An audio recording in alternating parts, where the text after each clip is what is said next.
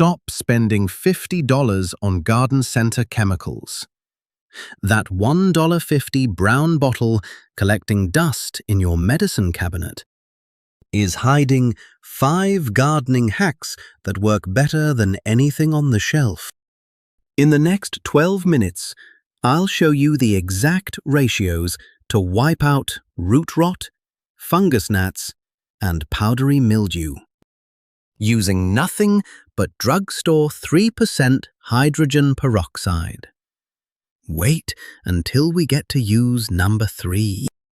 It's a 0.6% dilution trick, what master gardeners call the cabinet code. And it has saved half-dead plants overnight.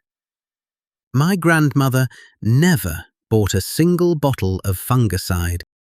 She kept this in her cabinet for cuts and used the leftover on her tomatoes. Here is why she was right. 1 molecule. 5 concentration tiers. 5 different garden problems. The same drugstore bottle. And every single ratio is on screen in the next 10 minutes. No specialized tools. No measuring equipment beyond the kitchen spoon. Before we go further, I owe you the safety note that most videos bury at the end. This is generally safe around your vegetables and pets when used correctly. But keep the bottle out of reach of children. The protocol is safe around dogs once the treated area is dry. However, hydrogen peroxide is strictly contraindicated for cats. Keep cats away from any treated area until it has fully dried. Store the bottle in a cabinet they cannot reach. Now, the science. Then the 5 uses. Here's why this works. Hydrogen peroxide is water with 1 extra oxygen atom attached. Think of it as water with a tiny, highly reactive engine bolted on. The moment it touches organic material, soil, roots, a fungal cell wall, that extra oxygen breaks free as a reactive radical. And that radical does one thing extremely well. It punches through the outer membrane of pathogens and destroys them from the inside. Then it turns back into water and oxygen and disappears. No residue. No waiting period before harvest. Nothing left behind. University extension trials document this as a Fenton reaction. Hydrogen peroxide, plus the iron naturally present in your soil, produces hydroxyl radicals. These cause what researchers call lipid peroxidation.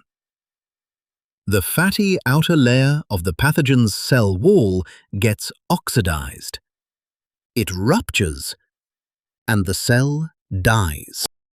That is the same reaction your soil receives during a heavy thunderstorm, just concentrated into a spray bottle. If you've ever pulled a plant out of its pot and found brown, mushy, foul-smelling roots, that's almost certainly Pythium or Phytophthora, 2 water mold pathogens that destroy the outer layer of the root. Here is the field test. Healthy roots are firm, fibrous, and bright white. Diseased roots feel like wet cardboard. Lightly pinch and slide your fingers down a suspect root. If the entire outer layer slides off, leaving just a thin inner thread, that root is gone. If the core holds firm, you can save the plant. The ratio is 5 milliliters of drugstore 3% hydrogen peroxide into 1 liter of water. That is roughly 150 parts per million. Drench the substrate thoroughly, 1 time. If the infection is severe and you're already repotting, do a bare root dip. Undiluted 3%, 3 minutes. Then rinse and replant into fresh, sterile mix. The stop signal is clean. Roots stop sloughing and new white lateral tips appear within 10 to 14 days. One Zone 7 gardener used a single 150 parts per million drench on a mature cherry tree showing brown rot at the base. Combined with improving drainage, and saw new white tips emerge within 2 weeks. That is the line between recoverable and not. The question I get every time: won't this kill your beneficial soil microbes? Short answer: yes, if you drench repeatedly at high concentration. A single 150 parts per million application.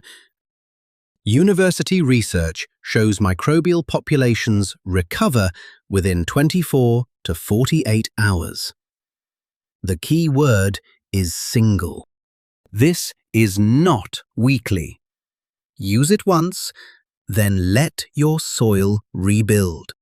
The insect that physically carries Pythium spores from plant to plant is also the next problem on the list. Fungus gnats. Sticky yellow cards catch the adults, but the real damage is underground. Bradysia larvae. White, legless, black-headed grubs in the top 2 inches of soil. Eat root hairs and transport oomycete spores from infected roots to healthy ones. Field test. Push a raw potato wedge 1 inch into your soil surface and check it after 24 hours. If you see translucent, legless larvae stuck to the potato, confirmed active population. The ratio is 1 part drugstore 3% hydrogen peroxide to 4 parts water. That gives you roughly 0.6% or 6,000 parts per million. Drench the top 2 inches every 3 days. Maximum 15 days total. Why the hard cap? Past 15 days at that concentration, you start depleting the beneficial microflora that protect your roots. Stop signal. The potato wedge comes up empty. When the trap is clean, stop the protocol. If you're still watching, the next 3 are the ones master gardeners actually use weekly. And use number 3 is where I see 90% of home growers get this completely wrong. Powdery mildew. Those white circular patches that look like someone dusted talcum powder on your zucchini, cucumber, or squash leaves. Erysophales family. And here is the good news. It grows on the surface of the leaf, not inside the tissue. That means a contact oxidizer reaches the mycelium directly. Here is the cabinet code. The 0.6% number I teased at the start. Mix 3.3 to 5 milliliters per liter of water for sensitive plants. Lettuce, herbs, most vegetables. For hardy ornamentals, you can go up to the full 3%. Spray both sides of every affected leaf. The underside matters. That is where spores overwinter. Apply every 5 to 7 days until the white colonies clear. Critical guardrail. Do not spray above 90 degrees. Heat accelerates breakdown and dramatically raises the risk of leaf scorch. In humid climates, Florida, Hawaii, combine spraying with canopy pruning to reduce local humidity. In arid climates, Arizona, Southern California, apply only at early morning or twilight when temperatures sit below 85 degrees. Home gardeners in humid Zone 9 often report mildew colonies clearing within 10 days at 3.3 milliliters per liter with 0 leaf burn. And for food safety, the FDA classifies hydrogen peroxide as GRAS, generally recognized as safe, for direct food contact. 0 pre-harvest interval. Rinse with clean water and eat the same day. Seeds with hard coats stay dormant on purpose.